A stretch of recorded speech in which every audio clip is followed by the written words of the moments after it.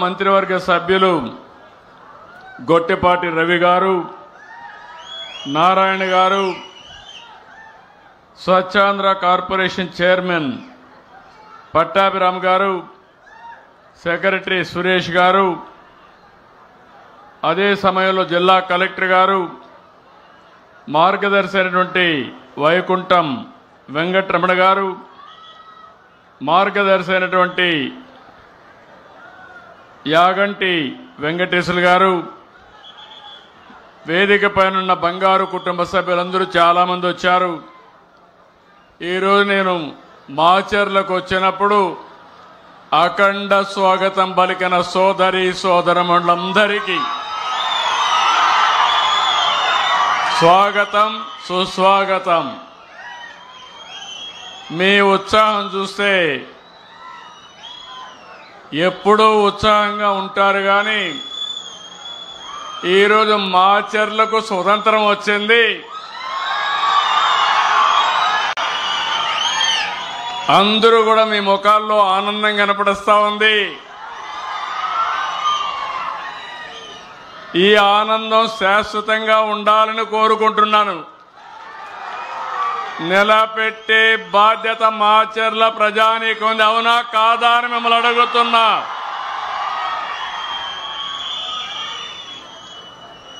ఎనభై 84 నుంచి చూస్తున్నాను. ఆ రోజు ఎక్కడో రాజీవ్ గాంధీని హత్య చేస్తే మాచర్లలో ఉండే రౌడీలు, ముఠా నాయకులు ఇక్కడ ప్రజల ఆస్తుల్ని విధ్వంసం చేశారు, అవునా కాదా అని మిమ్మల్ని అడుగుతున్నా. ఈ మాచర్లలో ఇటీవల కాలంలో ప్రజాస్వామ్యం లేదు, ఎన్నికలు లేవు. వీళ్ళు ఎట్ట తయారంటే చరిత్రలో కొంతమంది డిక్టేటర్లు ఉంటారు, వారికి ఏ గతి అయిందో ఇక్కడ కూడా మీ ప్రవర్తన మార్చుకోకపోతే మిమ్మల్ని ప్రజాస్వామ్యం క్షమించదని మరొక్కసారి హెచ్చరిస్తున్నా. ఇన్ని సంవత్సరాల అనుభవం ఉండే నేను ఆత్మకూరులో బాధితుల్ని తీసుకురావాలంటే ఇక్కడికి తీసుకురాలేక విజయవాడలో క్యాంపు పెట్టి, గుంటూరులో క్యాంపు పెట్టి, నేను రావాలంటే మా ఇంటికి ఆ రోజు తాళ్లు కట్టి రానీయకుండా చేశారు. ఆ రోజే చెప్పా, నా ఇంటికి తాళ్లు కట్టారు కానీ మీ మెడకు ఉరి తాళ్లు వేసుకున్నారు, జాగ్రత్తగా ఉండమని అప్పుడే చెప్పాను. అదే జరిగింది. చాలా అరాచకాలు జరిగాయి. మున్సిపల్ ఎన్నికల్లో ఆ రోజు మన నాయకులు వస్తే వాళ్ళ మీద దాడి చేశారు. అందుకే నేను చెప్తున్నా, రాయలసీమలో ముఠాలు లేకుండా చేశాను. ఈ రోజు చెప్తున్నా, పల్నాడులో ఖబర్దార్ జాగ్రత్తగా ఉండండి. రౌడీజం చేసి, నేరాలు ఘోరాలు చేసి, నేను 14లో ముఖ్యమంత్రి కాదు, 95లో ముఖ్యమంత్రిని. ఆ విషయమే చాలా సందర్భాల్లో చెప్పాను. మంచి కార్యక్రమాలకు రండి, ప్రజల అభిమానాన్ని పొందండి, నేరాలొద్దు, ఘోరాలు చేయొద్దండి, ప్రజలపైన దాడులు చేయొద్దండి. అవసరమైతే ప్రజల ఆస్తులకు రక్షణగా నిలబడదాం తప్ప ఒక విద్రోహ శక్తులుగా తయారు కావద్దని కోరుతున్నా. అందుకే ఈరోజు వచ్చింది, ఒక మంచి కార్యక్రమానికి వచ్చాను. స్వర్ణాంధ్ర, స్వచ్ఛాంధ్ర ఈ కార్యక్రమంలో వచ్చాను. నేను వచ్చింది, మీరందరూ ఒకే గుర్తుపెట్టుకోవాలి, నేను వచ్చింది పరిశుభ్రంగా ఉండడానికి చెప్పడానికి వచ్చాను. అంటే చెత్త తీస్తేనే సరిపోదు, ఈడ మనసులో మొత్తం చెత్తుండే వ్యక్తులను కూడా పూర్తిగా కడిగేసే తప్ప, ప్రక్షాళన చేసే తప్ప ఈ మాచర్ల బాగుపడదని మరొక్కసారి మీ అందరికీ విజ్ఞప్తి చేస్తున్నా. నేను అందుకని ఈరోజు మీరు గుర్తుపెట్టుకోండి, నేను స్వచ్ఛ ఆంధ్రప్రదేశ్ తీసుకొచ్చాను. ఇప్పటికి 12 సార్లు జిల్లాలకు వచ్చాను. గడిచిన ప్రభుత్వం 85 లక్షల మెట్రిక్ టన్నులు చెత్తంతా రోడ్డు మీద వేశారు. చెత్త మీద పన్ను వేశారు. నేను వస్తానే చెత్త మీద పన్ను తీసేసి 85 లక్షల మెట్రిక్ టన్నులు పూర్తిగా క్లీన్ చేసే బాధ్యత నేను తీసుకున్నాను. చెత్తను నేను క్లీన్ చేశానంటే చెత్త రాజకీయాలను కూడా క్లీన్ చేస్తానని మరొకసారి మీ అందరికీ విజ్ఞప్తి చేస్తున్నా. దానికి మాచర్లలో ఉండే మిమ్మల్ని మొన్న ఎన్నికల్లో చూశా. ప్రజాగ్రహం అంటే ఎట్టుంటుందో మొన్న ఎన్నికల్లో మాచర్లలో 33,000 మెజారిటీతో గెలిపించారంటే అది మీ స్ఫూర్తి. అందుకే నేను ఈరోజు ఇంకా నాకు ఈ మాచర్లు అనగానే గుర్తొస్తాయి. చంద్రయ్య ఆ రోజు చంద్రయ్యను చూస్తే రోడ్డు మీద పండబెట్టి కత్తి తీసుకొని నువ్వు ఆనాటి నాయకుడికి జేబి కొడితే నిన్నేమి చేయమంటే నా ప్రాణం పోయినా పర్వాలేదని జై తెలుగుదేశం జై చంద్రబాబు అని ప్రాణాలు వదిలాడు. ఒక వెనుకబడిన వర్గాల బిడ్డ. అదే సమయంలో జాలయ్య ఇక్కడ రక్షణ లేకుండా ఎక్కడికో పోయి తలదాచుకుంటే అతి కిరాతకంగా అతన్ని చంపేసే పరిస్థితికి వచ్చారు. అదే మాదిరిగా ఇప్పుడు మన మధ్య లేడు నంబూరి శేషగిరిరావు కూడా వీరోచితంగా పోరాడారు. అలాంటి ప్రజాస్వామ్య వీరులకి మరొకసారి మనస్ఫూర్తిగా వాళ్ళ సేవలు కానీ అయిన తలుచుకొని శ్రద్ధాంజలి ఘటిస్తున్నానని చెప్పి కూడా నేను మీకు తెలియజేస్తున్నా. అందుకనే ఈ ప్రభుత్వం ఎవరైతే చంద్రయ్య అబ్బాయికి ఉద్యోగం ఇవ్వాలంటే మళ్ళీ క్యాబినెట్ మీటింగ్ తీసుకుపోయి నిన్ననే క్లియర్ చేశామంటే అది ఈ అవసరమైతే అసెంబ్లీలో చట్టం కూడా తీసుకురావాలి. ఈ అసెంబ్లీలో చట్టం కూడా తీసుకొచ్చి వాళ్ళ అబ్బాయికి ఉద్యోగం ఇప్పిస్తున్నామంటే ఎవరికి అన్యాయం జరిగినా ఈ ప్రభుత్వం ఉపేక్షించదు. న్యాయం చేసే వరకు అండగా ఉంటామని మరొక్కసారి మీ అందరికీ హామీ ఇస్తున్నా. 5 సంవత్సరాల్లో చాలా మంది నాలాంటి నాయకుడే మాచర్లకు రావాలంటే రాలేకపోయానంటే ఇంకా చిన్న చితక పరిస్థితి ఏంటని అడుగుతున్నా. ఇప్పుడు నేను అడుగుతున్నా, ఈరోజు స్వేచ్ఛగా మాచర్లకు ఎవరైనా రావచ్చునా లేదా అని మిమ్మల్ని అడుగుతున్నాను. అది అప్పటి పరిపాలన ఇప్పటి పరిపాలనకు వ్యత్యాసం అని చెప్పి కూడా మీకు తెలియజేస్తున్నా. అందుకే ఈరోజు నేను మీ అందరికీ కొన్ని విషయాలు మీరు చూస్తే మీరు ఆశీర్వదించారు, ఈ ప్రభుత్వాన్ని గెలిపించారు. ఆ రోజు నేను జనసేన అధినేత పవన్ కళ్యాణ్, బీజేపీ కలిసి కూటమి కట్టాం. మీ అందరూ కూడా విజ్ఞత ప్రదర్శించారు. మామూలు ఓటమి కాదు, నా జీవితం నేను చూశాను.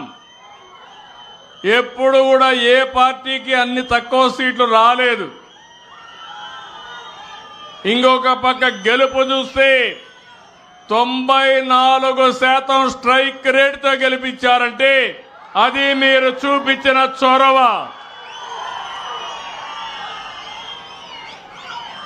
నేను ఆ రోజు చెప్పాను, అభివృద్ధి చేస్తాను,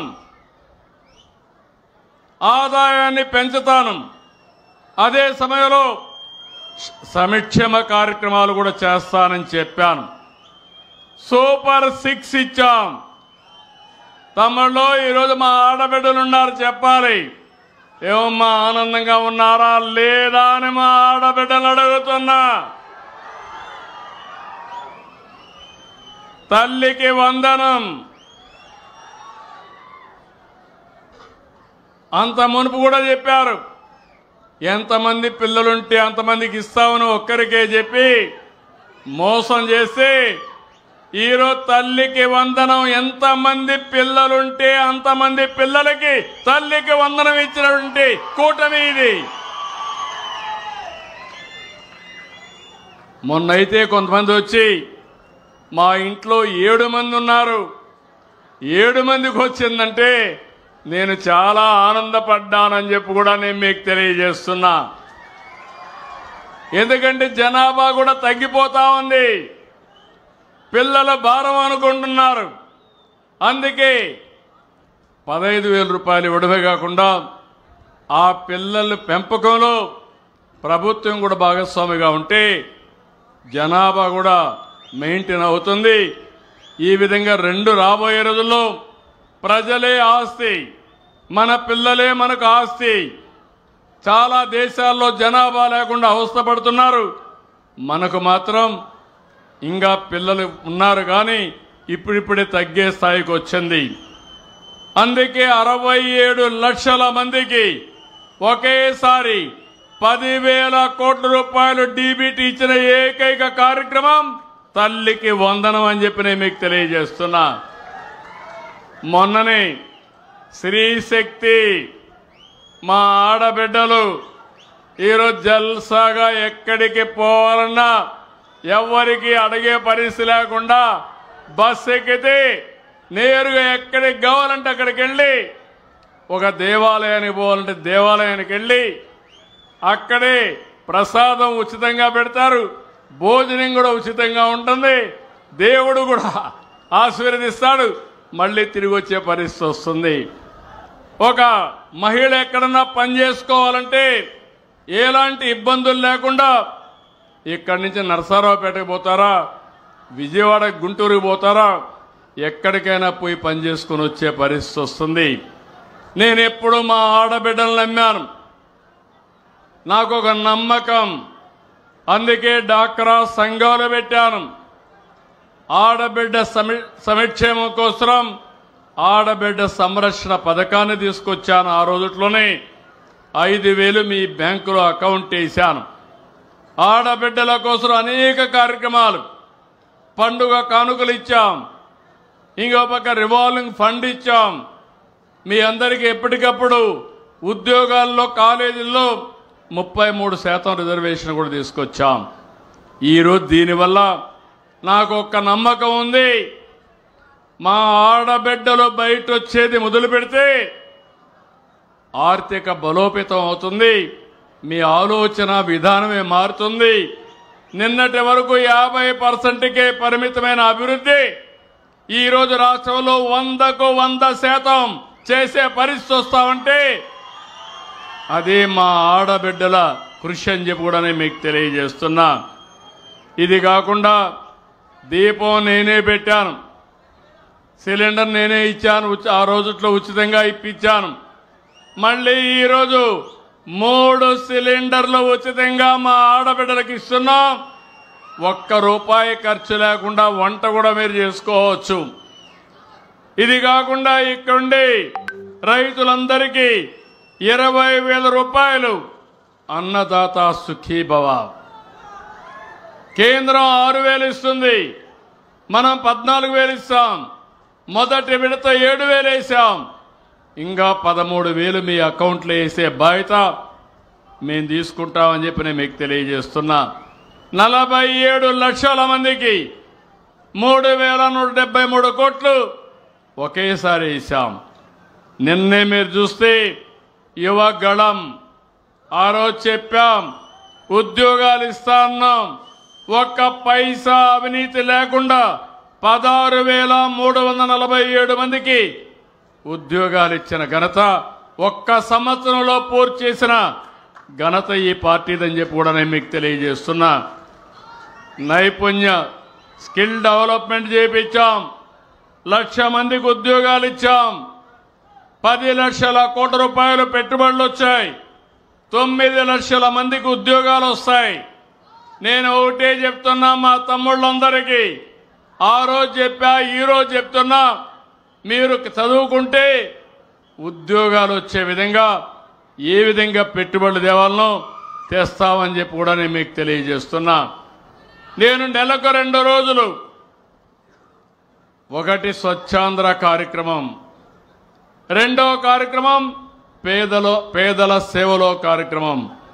నేను ఒకటి ఆలోచించాను, ఇప్పుడు కూడా వేదికలో బంగారు కుటుంబాలు కూర్చోబెట్టి మార్గదర్శకులు పెట్టామంటే నా మనసు ఎప్పుడూ ఈ పేదవాళ్లపైనే ఉంటుంది.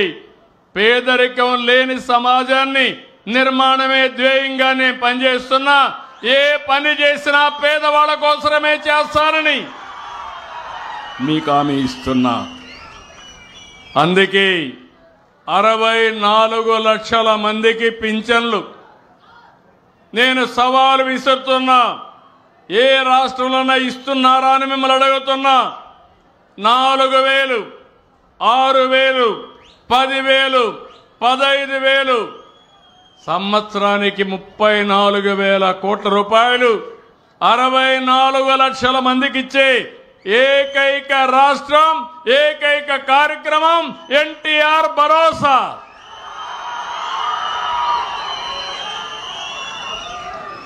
ఇంకా చాలా సంక్షేమ కార్యక్రమాలు ఇచ్చాం. రేపు మళ్ళీ ఈ యొక్క దసరా కానుగ్గా మా ఆటో డ్రైవర్లకు కూడా 15,000 రూపాయలు ఇస్తున్నాను. ఇది కాకుండా మీరందరూ గుర్తుపెట్టుకోవాలి, ఇది డబుల్ ఇంజన్ సర్కార్. కేంద్రంలో రాష్ట్రంలో 2 కూడా ఎన్డీఏ ప్రభుత్వాలు ఉన్నాయి. మనం ఈరోజు సూపర్ 6 సూపర్ హిట్ అయింది, అవునా కాదా అని మిమ్మల్ని అడుగుతున్నా. పేదవాళ్లకు న్యాయం జరిగింది. ఇప్పుడు కేంద్రం కూడా ముందుకొచ్చి జీఎస్టీ 2 తీసుకొచ్చారు. దీనివల్ల మీ యొక్క ఏదైనా కొనుక్కోవాలంటే ఒకప్పుడు రేట్ ఎక్కువ ఉండేది, పన్నులు బాగా తగ్గాయి.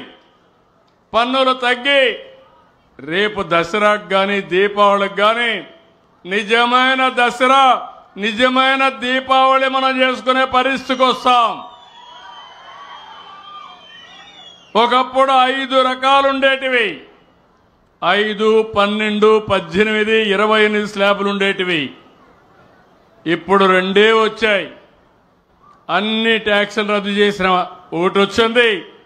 5, 18, 2 స్లాబులు ఉంటాయి. అంటే ఈరోజు దగ్గర 99% మేర వస్తువులన్నీ 5% కానీ 0కి కానీ వస్తున్నాయి. అంటే ట్యాక్స్ లేకుండా ఉంటే, ఉదాహరణకు మీరు ఒక్కసారి గుర్తుపెట్టుకోవాలి, మొన్నటి వరకు పన్నీరు కానీ, చెన్నా కానీ, పాలు కానీ 5 రూపాయలు పన్ను ఉండేది. ఇప్పుడు 5% 0% చేశారు. ఎవరైనా పరోటా తినాలంటే 5% పన్ను ఉండేది, ఇప్పుడు అది కూడా తీసేశారు. అంటే 18% ఉండేది. బ్రెడ్కు 18%. మొన్నటికి ఇప్పటికి మీరు బ్రెడ్ తింటే ధరలో 18% తగ్గుతుంది. అంటే పేదవాడు ఎవడైనా ఆరోగ్యం బాగలేకుండా హాస్పిటల్కి పోతే పాలు, బ్రెడ్ తినాలంటే ఒకటి 18% పన్ను, ఒకటి 5% పన్ను, ఈ 2 తీసేసే పరిస్థితికి వచ్చారు. మీకు 1-2 కాదు, కడాన పేదవాళ్ళు కానీ, మధ్యతరగతి కానీ ఆటో కొనుక్కోవాలన్నా, కారు కొనుక్కోవాలన్నా 9% తగ్గాయి. ఏసీ కొనుక్కోవాలంటే కూడా తగ్గించారు. ఈ విధంగా మొత్తం మీరు చూసినప్పుడు అనేక విషయాల్లో తృణధాన్యాలైతే 18 నుంచి 5%కు వచ్చాయి. అంటే రేపు రాబోయే రోజుల్లో ట్రాక్టర్లు పన్ను గణనీయంగా తగ్గించారు. ఇళ్ల నిర్మాణానికి వాడే వస్తువులపైన 5% పన్ను తగ్గించే పరిస్థితికి వచ్చారు. ఏదైతే మైక్రో ఇరిగేషన్ పైన 18 నుంచి 5%కి తీసుకొచ్చే పరిస్థితికి వచ్చారు. ఒక్క మాటలో చెప్పాలంటే ఈరోజు పన్నుల భారం తగ్గింది, ధరలు తగ్గుతాయి, వినియోగ శక్తి పెరిగిందని చెప్పి కూడా నేను మీ అందరికీ తెలియజేస్తున్నా. పేదవాళ్ళందరికీ ఒకటే విజ్ఞప్తి, నేను కూడా ఒక్క నెల ప్రజల్లో చైతన్యం కోసం ఈ ట్యాక్స్ వివరాలన్నీ మీకు చెప్తాం. మీరు కూడా ఇది ఉపయోగించుకోవాలి. ఇక్కడే మళ్ళీ ఒకసారి మీ అందరినీ కోరుతున్నాను, ఏదో ట్యాక్స్లు తగ్గాయి కాబట్టి పర్వాలేదని కాకుండా ఈ ట్యాక్స్ మీరు బెనిఫిట్ ఉపయోగించుకోవాలి. అదే సమయంలో శాశ్వతంగా పేదరికంలో ఉండాలన్న ఆలోచన మానాలి. నేను గర్వపడుతున్నా, నా కుడి పక్కన కూర్చున్న మేరీ, ఆవిడ కష్టార్జిత భర్త కూడా లేడు. ఆవిడ నేను అడిగాను, నీ పిల్లలు ఏం చేస్తారు తల్లి అని అడిగా. ఆవిడ ఒకటి చెప్పింది, నా బిడ్డ మగ బిడ్డ BE చేశాడు, ఆడబిడ్డను MBA చేయించారంటే నాకంటే గర్వపడేవాడు ఆనందపడేవాళ్ళు వేరే వాళ్ళు ఉండరని చెప్పి మళ్ళీ విజ్ఞప్తి చేస్తున్నా. ఆ తల్లి నిస్సహాయరాలు కాదు, స్వయం కృషి, పట్టుదల, విజన్. డబ్బులుండే పిల్లవాళ్ళే చదివేది కాదు, నా పిల్లవాళ్ళు కూడా చదివిస్తానని చదివించి బ్రహ్మాండంగా జీవితాల్ని తీర్చిదిద్దంటే ఈ మేరీ మనందరికీ ఆదర్శం అని చెప్పి కూడా నేను మీకు తెలియజేస్తాను. గట్టిగా చప్పట్లు కొట్టి అభినందించండి.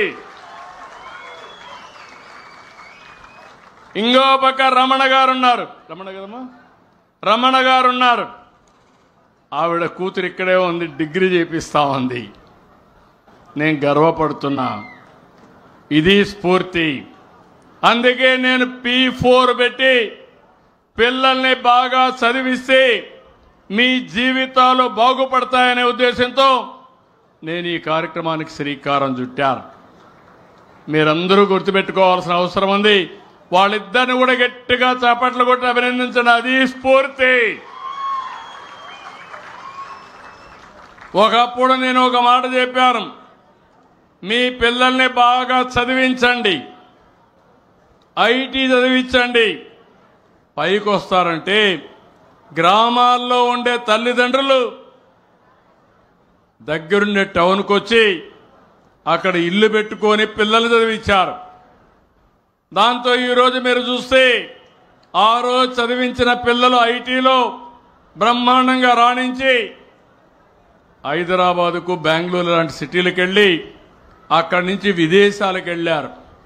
ఈరోజు ప్రపంచంలో ఏ దేశానికైనా వెళ్ళండి, ఒక పాష్ లొకాలిటీకి వెళ్ళండి, అక్కడ పెద్ద పెద్ద ఇళ్ళు చూసి గట్టిగానే మీరు తెలుగులో మాట్లాడితే 100 మంది తెలుగు వాళ్ళు బయట వస్తారు అక్కడ. అది ఆ రోజు నేను చూపించిన స్ఫూర్తి అని మరొక్కసారి మిమ్మల్ని అందరినీ కోరుతున్నా. కొంతమంది మాటలు చెప్తా ఉంటారు, చెత్త కబుర్లు చెప్తా ఉంటారు, ఏమీ చేసిన చరిత్ర ఉండదు. చరిత్ర రాయాలన్నా, చరిత్ర తిరగా రాయాలన్నా ఏ తమ్ముళ్ళు మీరు కూడా ఒకటి ఆలోచించాలి. మళ్ళీ అటు ఇటు అడ్డదారి చూడొద్దండి. నేను అందుకే ఒకే మాట చెప్పాను, మనకు వైకుంఠపాళి వద్దు. నేను పైకి ఎక్కిపోవడం, మళ్ళా వేరే వాళ్ళు కిందికి లాగడం, మళ్ళా మిమ్మల్ని అందరినీ పైకి తీసుకురావడానికి ప్రయత్నం చేయడానికి నా జీవితం సగం సరిపోయింది. ఇంకా అది రావడానికి వీలు లేదు. దానికి మీరు సిద్ధమా అని మిమ్మల్ని అడుగుతున్నా.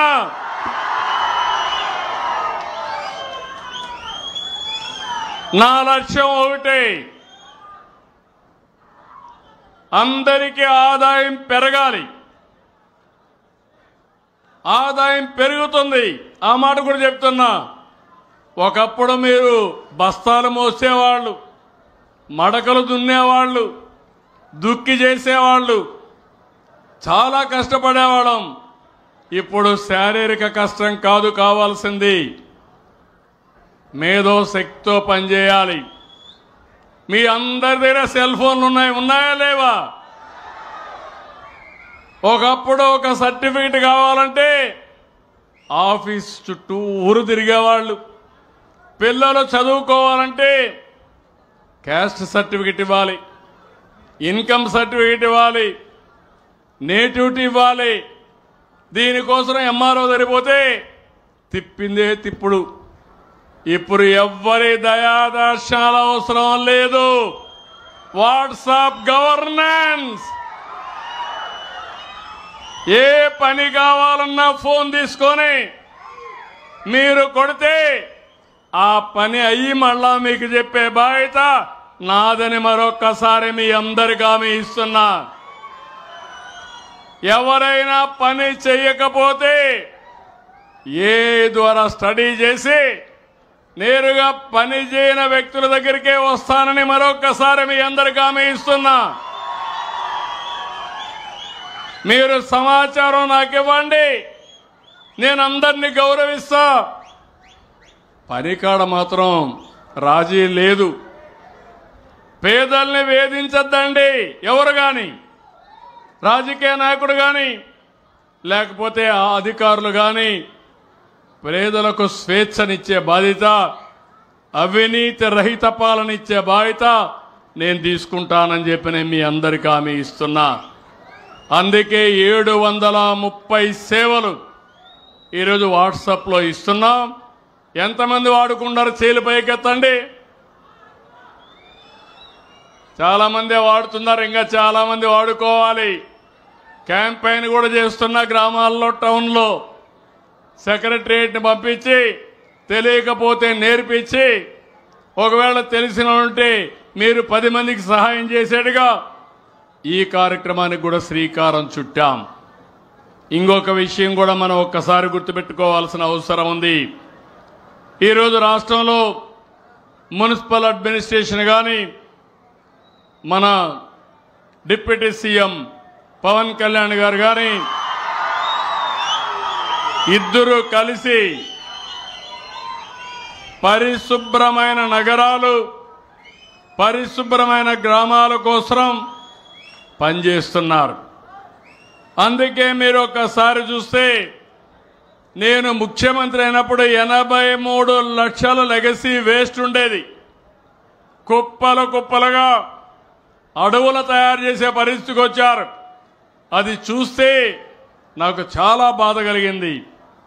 దానివల్ల చాలా ప్రమాదం కూడా.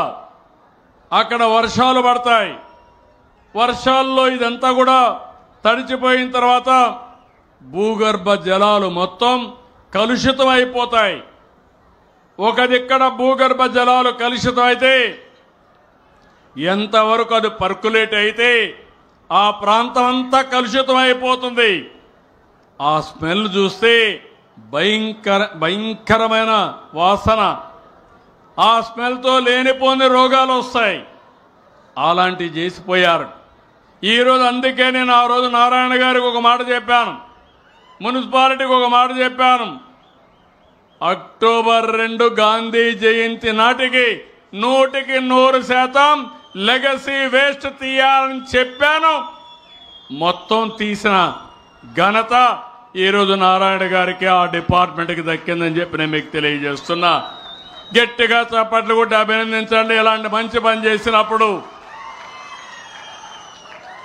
పారిశ్రామిక శానిటేషన్ కార్మికులు, మున్సిపల్ శాఖ ఉద్యోగులు, అధికారులు, కమిషనర్లు చాలా బాగా పనిచేశారు. Good job.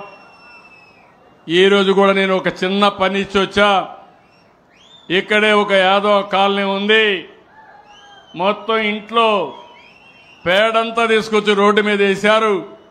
చాలా చెత్తగా ఉంది. నేను అడిగా, ఎట్లున్నారు మీరంటే, అలవాటు అయిపోయిందంటే 30 ఏళ్ళ నుంచి ఉంది, అట్లా ఉండిపోయాం సార్ అంటే. ఇప్పుడు ఏంటంటే, కాదు మీరు చేసే పని మాకు నచ్చింది, మేము ఇంటికి ఒక మనిషి వచ్చాం, మీరు 4 గంటలు టైం ఇవ్వండి, ఈ చెత్తంతా క్లీన్ చేసి ఇక్కడ చెట్లు పెడతామని చెప్పే పరిస్థితికి వచ్చారంటే ఇప్పుడు ఇది అవుతాను అక్కడికి వెళ్తున్నా. ఎక్కడికక్కడ ఇలాంటి చెత్తంతా క్లీన్ చేసి పరిశుభ్రమైన వాతావరణాన్ని మనం క్రియేట్ చేసుకోవాల్సిన అవసరం ఉంది. ఈరోజే నేను చూశాను, ఈ చెత్త నుంచి పెద్ద ఎత్తున సంపద సృష్టించే అవకాశం ఉంది. రేపు ఎల్లుండో మీ ఇంటికి కొన్ని వాహనాలు వస్తాయి. మీ చెత్తంతా ఇస్తే దానికి వస్తువులు మీకు తిరిగి ఇస్తామని చెప్పి కూడా నేను మీకు తెలియజేస్తున్నా. కాబట్టి మీరు ఏది పారేయకుండా చిన్న చిన్నవన్నీ ఉంటే అది ఎలక్ట్రానిక్ వేస్ట్ కానీ ప్లాస్టిక్ డబ్బాలు కానీ అన్నీ అక్కడ పెట్టండి. ఒకప్పుడు నేను చిన్నప్పుడు చూసేవాడిని, పాత వస్తువుల కోసం కొంతమంది వచ్చేవాళ్ళు. అవునా కాదా అని మిమ్మల్ని అడుగుతున్నా. ఇప్పుడు గవర్నమెంటే ముందుకు వచ్చి మీ పాత వస్తువులు తీసుకొని మీకేం కావాలనో అవన్నీ ఇచ్చే ఏర్పాట్లు చేస్తున్నామని చెప్పి కూడా నేను మీకు తెలియజేస్తున్నా. ఒక్క నెలలో 100 వాహనాలు పెడుతున్నాం. ఆ తర్వాత ఎన్ని వాహనాలు కావాలో అన్ని పెట్టి మీరు వాడిన వస్తువుల్ని, పనికిరాని వస్తువులు తీసుకొని మీరు వాడకానికి పనికొచ్చే వస్తువుల్ని మీకు అందజేసే బాధ్యత నాదని మరొక్కసారి మీ అందరికీ హామీ ఇస్తున్నా. ఇలాంటి వినూత్నమైన కార్యక్రమాలతో ముందుకు పోతున్నాం. చెత్త నుంచి కరెంటు తీస్తున్నాం. అదే మరి చెత్త నుంచి కాంపోస్ట్ తీస్తున్నాం. అదే మరి కొన్ని వస్తువులు రీసైక్లింగ్ పంపిస్తున్నాం.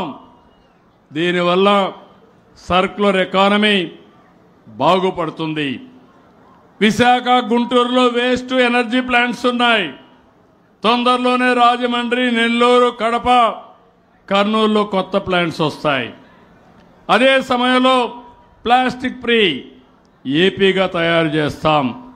అక్టోబర్ 2కి మున్సిపాలిటీలు, జూన్ 26కి రాష్ట్రాన్ని మొత్తం ప్లాస్టిక్ ఫ్రీ రాష్ట్రంగా చేస్తామని చెప్పి కూడా నేను మీకు తెలియజేస్తున్నా. ఈ నెలలో నేను ఒకటే మిమ్మల్ని అందరినీ కోరుతున్నాను. మనమందరం మనుషులం, మనకందరికీ ఆక్సిజన్ అవసరం, మంచి గాలి అవసరం. కానీ రాను రాను మనందరం కూడా మెకానికల్ అయిపోయాం, బిజీ అయిపోయాం. ఏం చేస్తామో తెలియదు కానీ బిజీ మాత్రం బిజీ. దానివల్ల టైం అంతా వేస్ట్ అవుతా ఉంది. గంటల తరబడి మీ సెల్ ఫోన్ చూస్తారు కానీ ఒక చెట్టు పెట్టడానికి మాత్రం ప్రయత్నం చేయరు. ఈ సెల్ ఫోన్ చూస్తే ఒకసారికి పర్వాలేదు కానీ అదే పనిగా చూస్తే మీ మైండ్ ఖరాబ్ అయిపోయి మనం పిచ్చి పట్టే పరిస్థితికి వస్తాం. ఏదైనా సద్వినియోగం చేసుకోవాలి. ఇప్పుడు రాను రాను నాకు పెద్ద సమస్య రాబోయే రోజుల్లో అన్ని సమస్యలు ఒక ఎత్తు అయితే మీ ఆరోగ్యానికి హాస్పిటల్ పోతే మందులు ఇవ్వగలుగుతారు. కానీ ఈరోజు మెంటల్ సిక్నెస్ వస్తూ ఉంది. అంటే చాలామంది, కొంతమందికి పుట్టుకతో వస్తుంది, కొంతమందికి ఇలాంటి టెన్షన్ పెట్టుకొని టెన్షన్లో ఏదంటే చేసే పరిస్థితికి వస్తారు. దీనివల్ల కూడా పెద్ద ఎత్తున సమస్యలు రాబోతున్నాయి. ఆధునిక యుగంలో ఈ సెల్ ఫోన్ కూడా పెద్ద స్ట్రెస్ ఉంటుంది. అందుకే నేను ఇంకొక మాట చెప్పాను. మొన్నే మీరు చూశారు, యోగా డే అన్నాం. 30 రోజులు అన్ని ఊర్లో మీ అందరికీ ప్రమోట్ చేశాం. ప్రపంచంలో గిన్నీస్ రికార్డు వచ్చింది. 3,20,000 మంది విశాఖపట్నంలో తెల్లవారితో 5 గంటలకు వచ్చి యోగా చేశారంటే అది ఈ ప్రభుత్వం ప్రమోట్ చేసిన విధానం అని మరొకసారి మీ అందరికీ విజ్ఞప్తి చేస్తున్నా. యోగాకు ₹1 ఖర్చు లేదు. కానీ మన ఆరోగ్యం స్ట్రెస్ బరస్ట్ ఇది అవుతుంది. ఎప్పటికప్పుడు మనందరికీ కూడా గుర్తుపెట్టుకోవాలి. తొందరలోనే నేను ఒక సంజీవిని ప్రాజెక్ట్ని ప్రారంభిస్తున్నాను. యూనివర్సల్ హెల్త్ తీసుకొస్తాను. ఆ యూనివర్సల్ హెల్త్లో చిన్న పెద్ద తేడా లేకుండా, ధనిక పేద తేడా లేకుండా అందరికీ 2.5 లక్షల రూపాయలు ఇన్సూరెన్స్ చేయించే బాధ్యత మేము తీసుకుంటాం. ఆ తర్వాత పేదవాళ్ళందరికీ ఎన్టీఆర్ వైద్య సేవ కింద 25 లక్షల వరకు డబ్బులిచ్చే బాధ్యత కూడా తీసుకుంటాం. అట్లని చెప్పి అందరూ అనారోగ్యం పాలైతే మీ వల్ల మీ ఇంటికి కూడా నష్టం, సమాజానికి కూడా నష్టం. అందుకే నేను సంజీవని ప్రాజెక్టు తీసుకొస్తున్నాను. సంజీవని ప్రాజెక్టు జ్ఞాపకం ఉందా? తమ్ముళ్ళు దించిన మళ్ళీ తీసుకుంటాం. మళ్ళా సంజీవని ప్రాజెక్టు జ్ఞాపకం ఉందా మీ అందరికీ? లక్ష్మణుడిని కాపాడుకున్నారు యుద్ధంలో. రాక్షసులతో యుద్ధం చేసేటప్పుడు మూర్ఛపోయాడు. మూర్ఛపోతే కాపాడాలంటే ఏమిటంటే సంజీవిని ఔషధం మొక్క కావాలన్నారు. అప్పుడు ఎవరు తెస్తారంటే హనుమంతుడిని తెస్తానని వెళ్ళాడు. వెళ్ళిన తర్వాత ఆయనకు తెలియకపోతే ఆ పర్వతాన్ని తీసుకొచ్చాడు. ఆ పర్వతంలో ఉండే సంజీవిని మొక్క తీసుకొని లక్ష్మణుడు చూపిస్తే అప్పుడు స్పృహ వచ్చింది. అంటే లక్ష్మణుడిని కాపాడారు.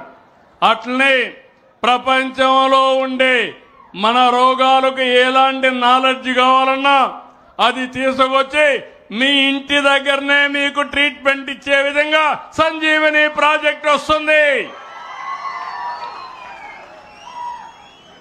ఇది ప్రపంచంలోని కుబేరుడిగా ఉండే బిల్ గేట్స్ కూడా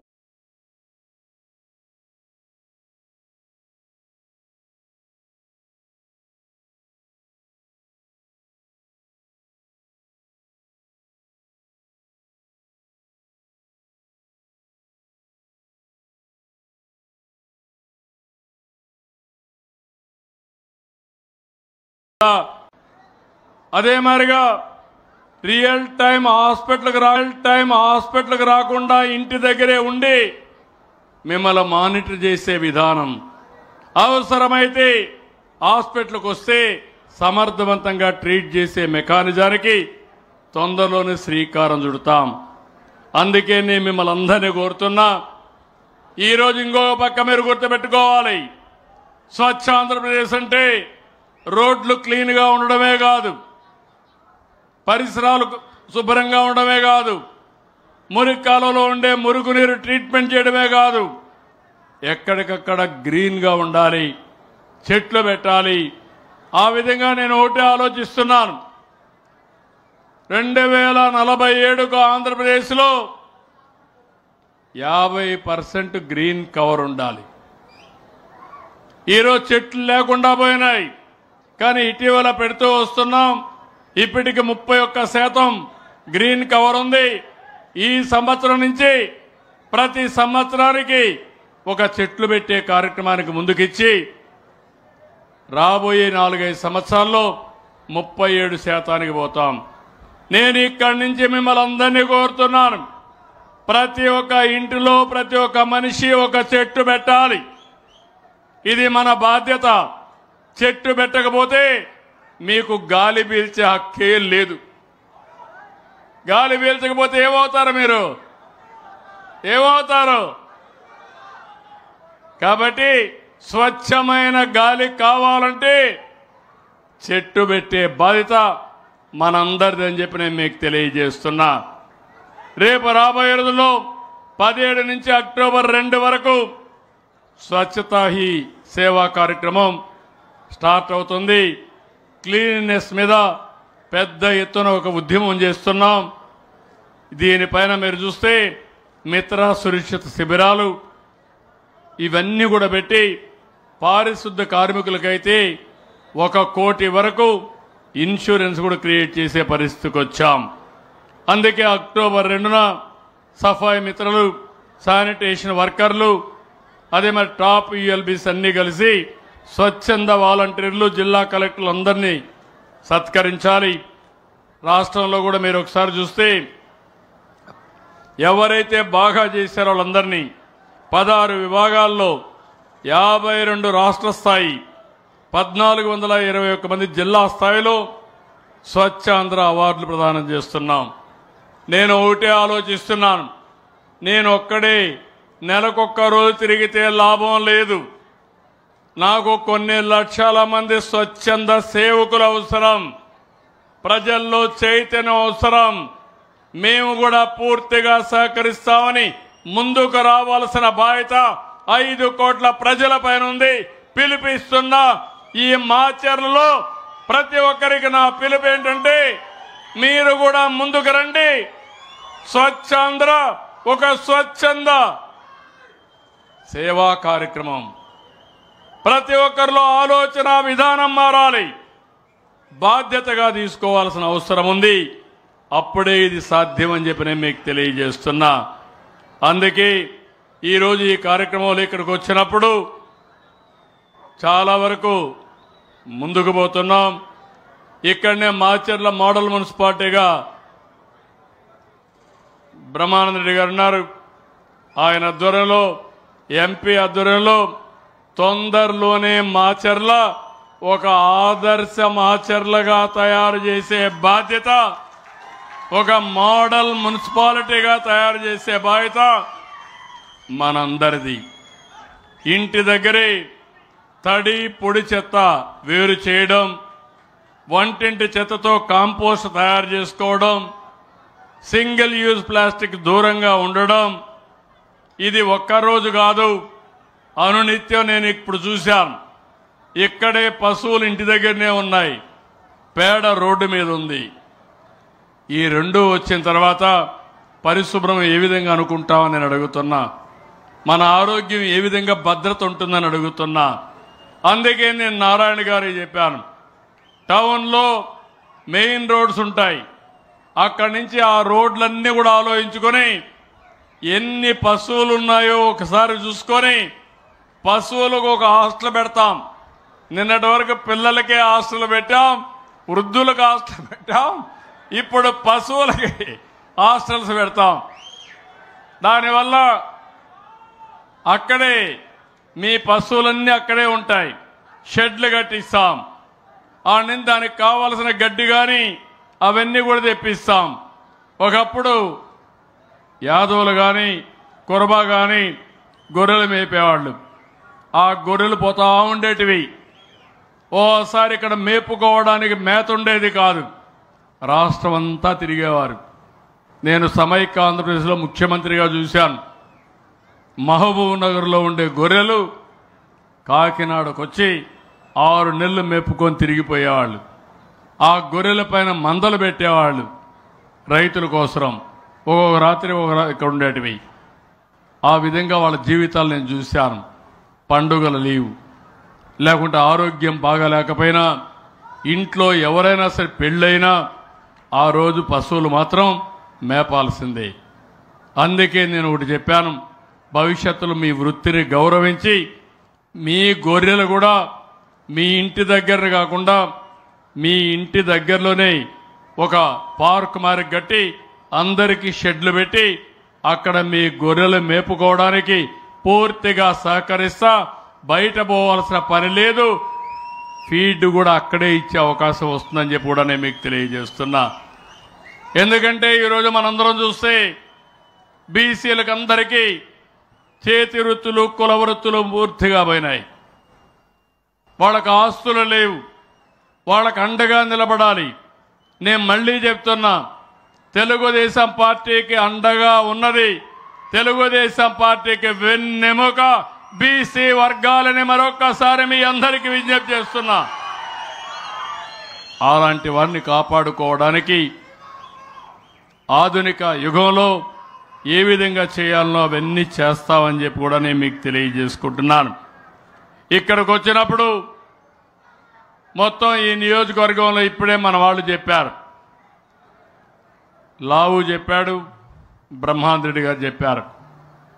వాళ్ళు అడిగింది 3 డిమాండ్లు అడిగారు.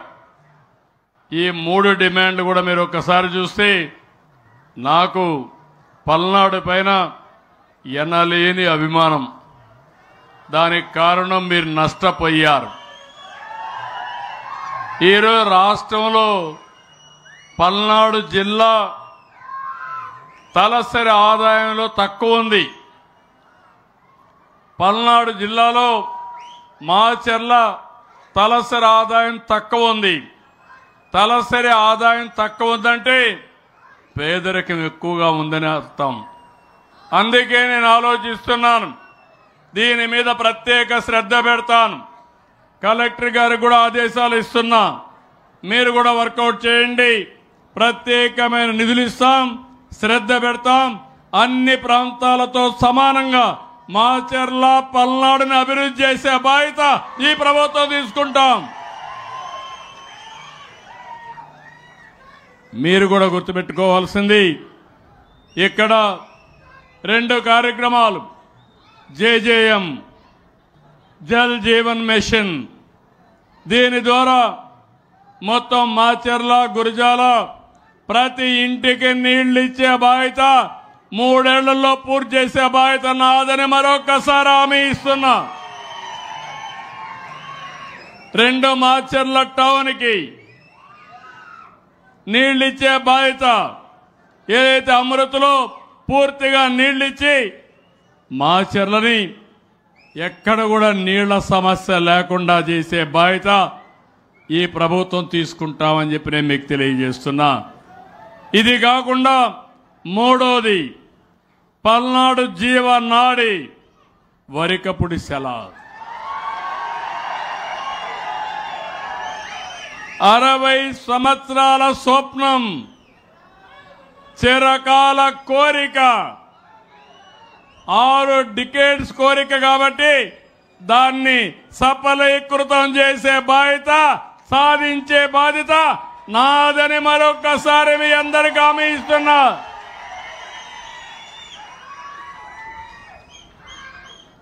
దీంట్లో కూడా మీరు చూస్తే 1,25,000 ఎకరాలకు నీరు అందుతుంది. 1,00,000 మందికి త్రాగునీరిచ్చే అవకాశం ఉంటుంది. మొదటి దశ 1.54 టీఎంసీలు, రెండవ దశ 6.32 టీఎంసీలు నీళ్లు కావాలి. ఈ 2 కూడా చేసే బాధ్యత ఈ ప్రభుత్వం తీసుకుంటాం. అదే మరిగా ఇప్పుడే లావు చెప్పినట్టు నా చిరకాల వాంఛ, ఈ రాష్ట్రంలో మెజారిటీ ఇరిగేషన్ ప్రాజెక్టులన్నీ ఎన్టీ రామారావు గారి కల అయితే, ఆ తర్వాత ఆ ప్రాజెక్టులు ప్రారంభించింది, పూర్తి చేసింది సమైక్య ఆంధ్రప్రదేశ్లో కానీ నవ్య ఆంధ్రప్రదేశ్లో కానీ భగవంతుడు నాకు ఆ అదృష్టాన్ని ఇచ్చాడు, అలాంటి అవకాశాన్ని ఇచ్చాడు. ఈరోజు మీరు చూడండి, పోలవరం రాష్ట్రానికే ఒక వరం. నేను చాలా కష్టపడి 76% పూర్తి చేశాను. ఆ 5 ఏళ్ళు ఒక వ్యక్తి వచ్చాడు, వ్యక్తి పేరు నేను చెప్పను.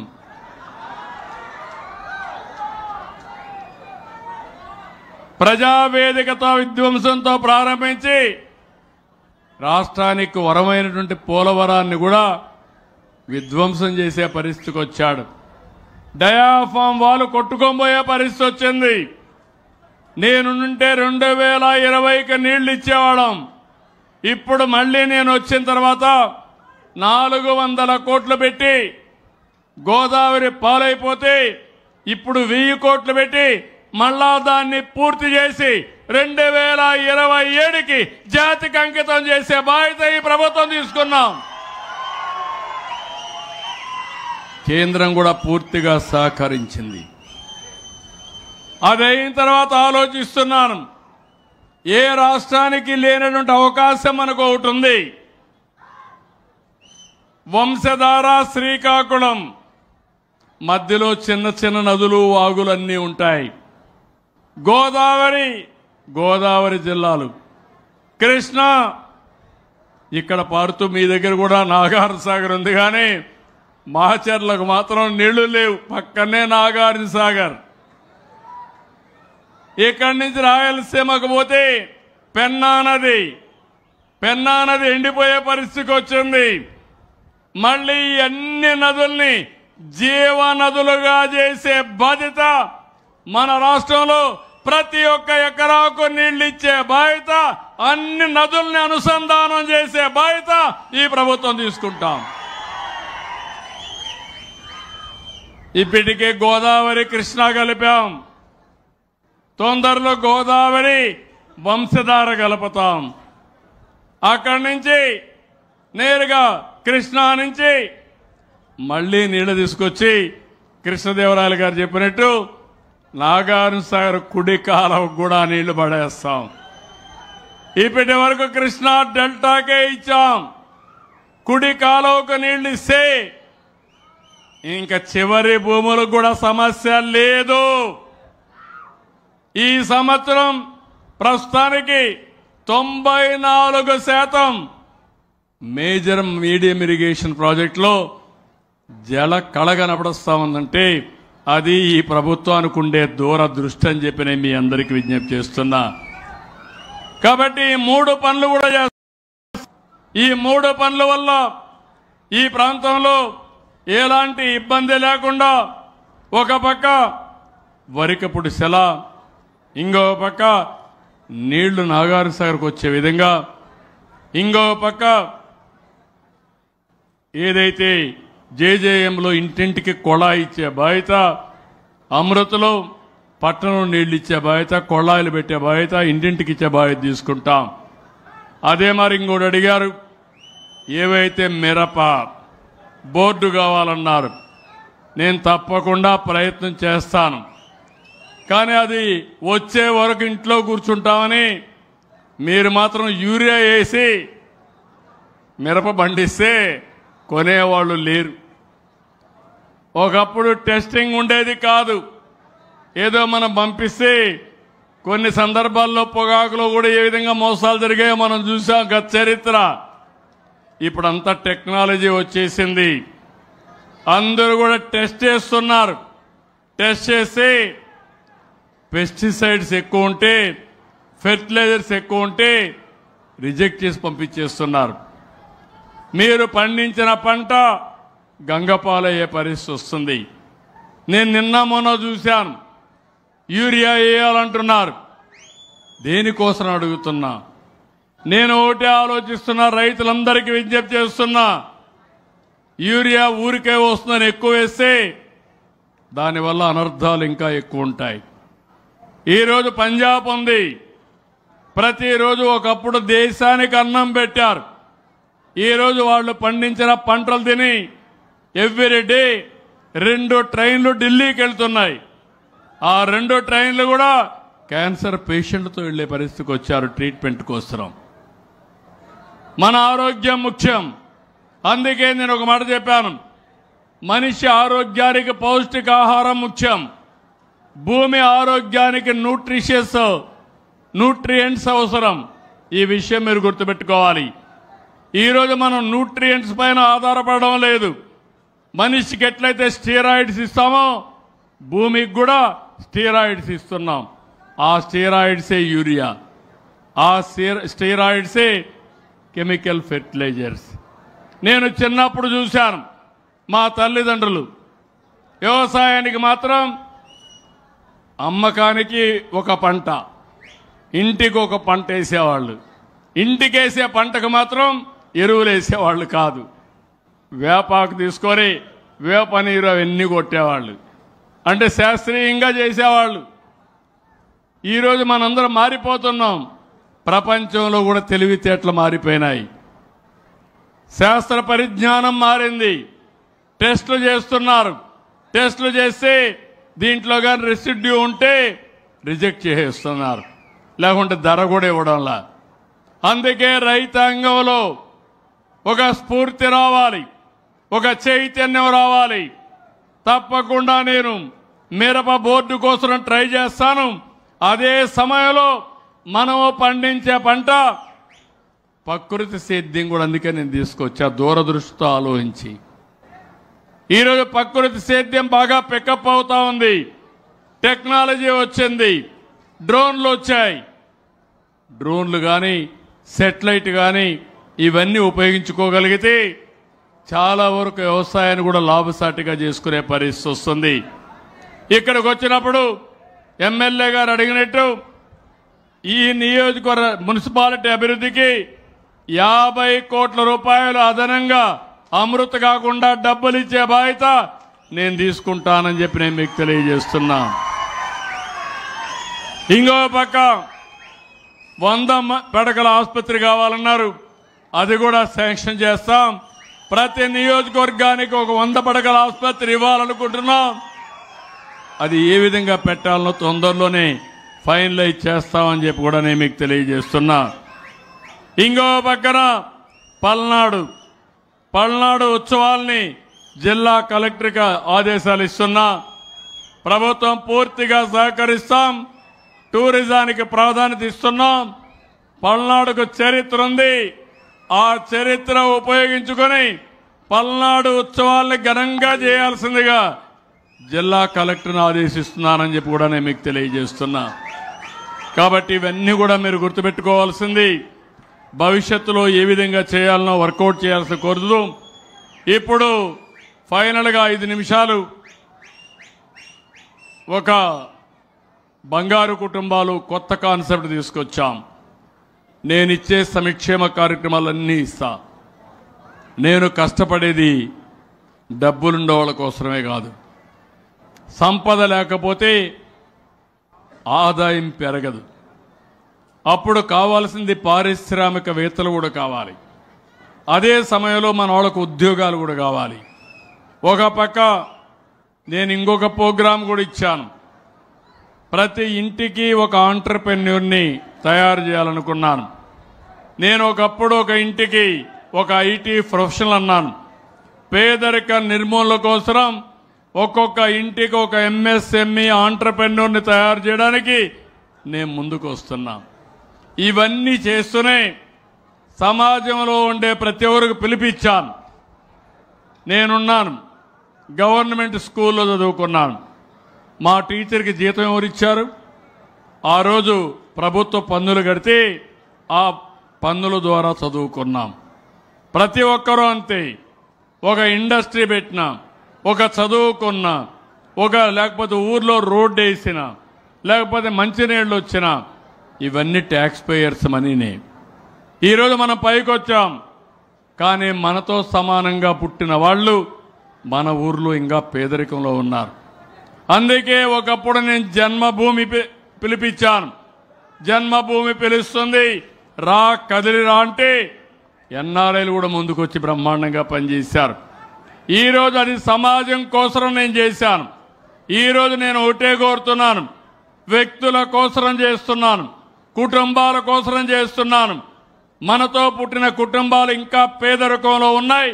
ఆ కుటుంబాల్ని పైకి తీసుకొచ్చే బాధ్యత మనందరిది. నాతో కలవమని అప్పీల్ చేశాను. చాలామంది వచ్చారు.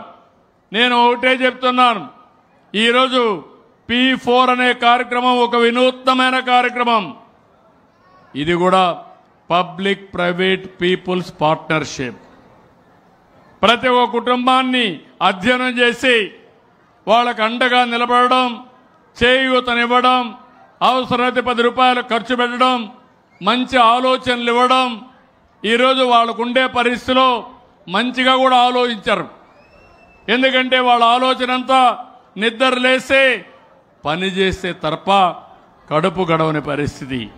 చదువుకోవాలంటే చదువు ఆలోచనే ఉండదు, దానికి డబ్బులు కావాలి. కాబట్టి మన దగ్గర డబ్బులు లేవు కాబట్టి మనకు ఆలోచనే వద్దనుకుంటారు. కొంతమంది ధైర్యంగా ఆలోచిస్తారు, కలలు కంటారు. ఆ కలను సాధించడానికి నిరంతరం పనిచేస్తారు. అలాంటి వాళ్ళల్లోనే ఒక వ్యక్తి మీరా, ఇంకొక వ్యక్తి రమణ గారు అని చెప్పి నేను మీకు తెలియజేస్తున్నా.